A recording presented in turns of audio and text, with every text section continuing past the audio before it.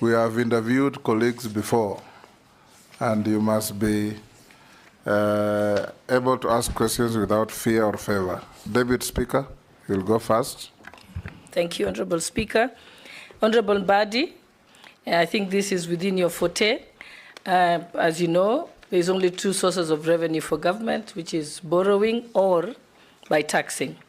Currently, Kenya's public debt is approximately 72% of our GDP, which has started causing concerns across the country. And also it has increased the debt servicing costs. It's affected our fiscal space for development projects. And so in the light of the rejection of the finance bill, if approved, if this appointment is approved, how do you plan to address Kenya's high public debt and ensure sustainable debt management? And in connection to that, the Kenya Revenue Authority has struggled with tax collection and has not been very efficient on doing that, and therefore we've had a tax revenue shortfall. And all the efforts to try and increase the tax base and tax the informal sector has been heavily resisted, and which leaves just those who are formally employed paying the tax. So what measures will you implement to improve tax collection and expand the tax base without overburdening the taxpayers? Thank you. Thank you, Mr. Speaker, and thank you, Madam Deputy Speaker, for these two very important questions. I will start with the issue of public debt. Mr. Speaker, it is true that public debt levels in this country is worrying. In terms of percentage, it could be 72, but I think it's still in the region of 67, 68% of our GDP, which is very high. Public debt, if you look at it in terms of split between external debt and domestic debt, is almost 50-50. We are at about 10.5 trillion at the moment, split almost 50-50. I would go into the details of the breakdown, but I think that would be too much information for now. But I want to just mention that in terms of managing public debt, number one priority for me is debt accountability. If you listen to Kenyans at the moment and the discussions around debts, Kenyans seem to be asking, what is our actual level of debts? Is it really true that we have a debt level of 10.5 trillion? The answer could be yes, but Kenyans want proof and evidence. So debt accountability is number one priority for me. As a matter of fact, I've asked myself, if Kenyans owe people money, why can't Kenyans know the people they owe money, how much they owe them, and what is the rate, the level of interest for each loan? You will hear excuses that there are certain agreements which probably discourages disclosure. But the question is, can't you come out transparently and explain to Kenyans which are these agreements stopping us from knowing who we owe money? One of the things that I think we need to do is to make a debt register a statutory document, which should be published every year, like we publish all the other documents. Kenyans should know. It is not the government that owes money to Chinese. It is to China government or to World Bank or to IMF. We know World Bank is the single leading lender to Kenya in terms of amounts, followed by African Development Bank. Number 3 is China. Number 4 is Eurobond. These people don't, it is not the government which owes their money. It is not the treasury. It is the people of Kenya, the taxpayers, who owe these people money. You cannot owe someone money without knowing how much you owe. So I want to put it that debt accountability is important. 2, we must work on linking projects to loans. We cannot borrow loans for general budgetary support.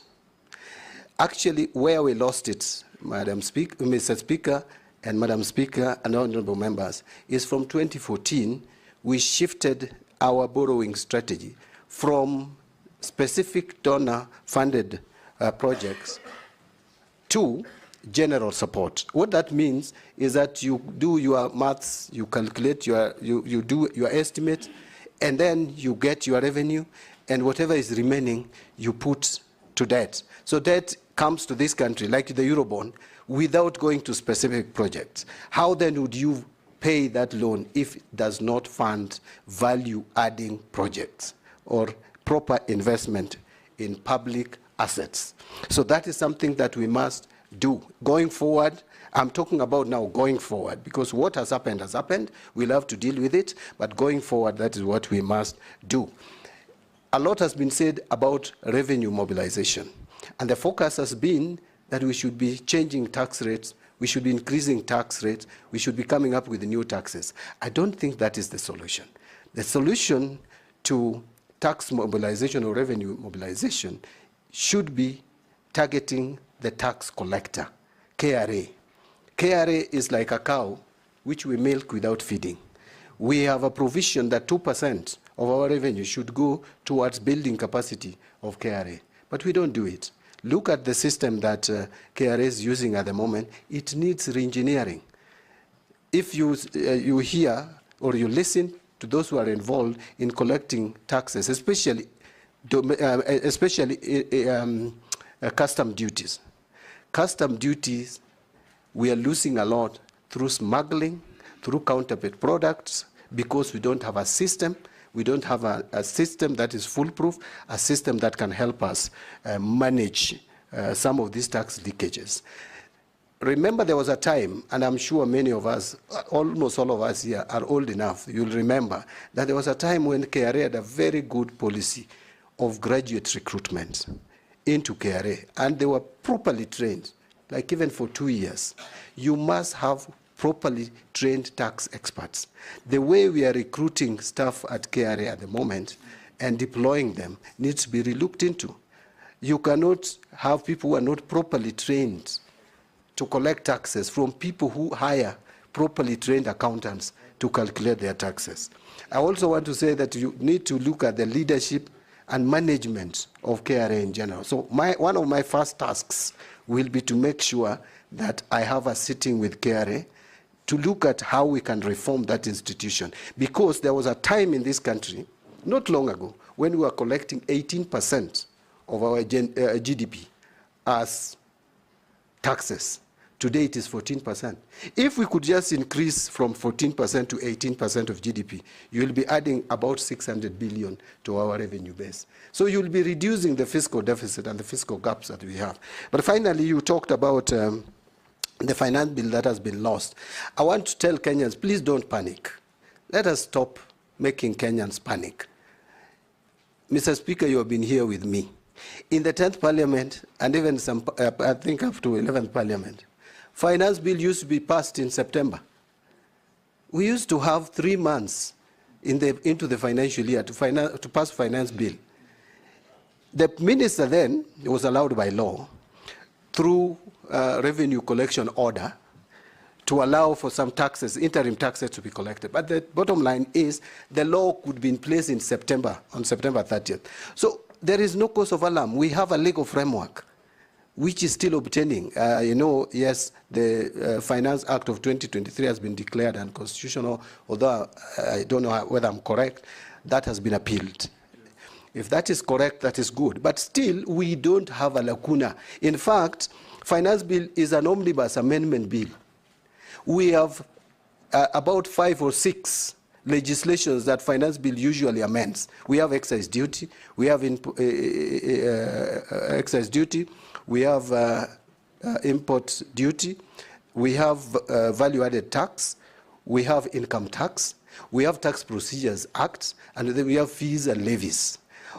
These are specific legislations. Mr. Speaker, this House, if I'm approved, this House should help me bring these legislations directly touching on these specific statutes. We don't have to have a finance bill, but I'll seek the guidance and advice from the Attorney General.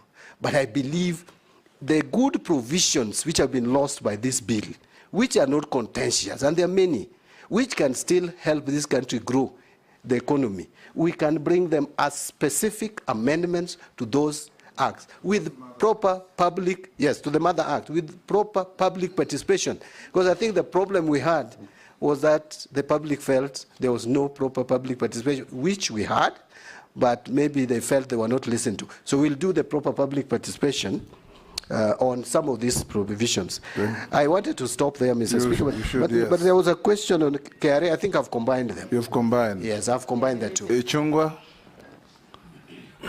you are birds of a feather. I hope we won't flock together. Thank you, Honorable Speaker.